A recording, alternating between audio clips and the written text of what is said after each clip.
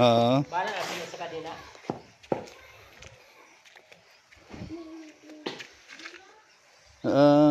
Di, di na isasagad to. Sasagad pala. Okay naman pala eh. Hindi na lang ang wala dyan. Oo. Ano yan, bubutasan pa siya. May butas na. May butas na pala, hindi ko nakita. Yun na sa kahoy sa tabi. Okay.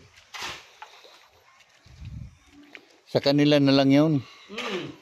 Labi ko na sa kanila. Sa kanila na lang. Yan.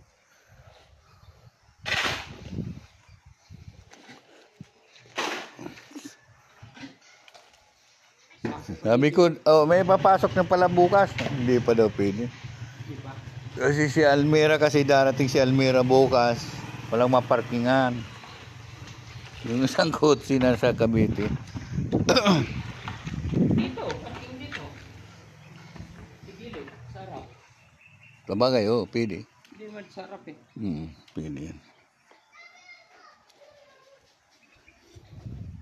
Sige, mag-ano na ako. Bumili lang ko ng bigas. Di pagluto.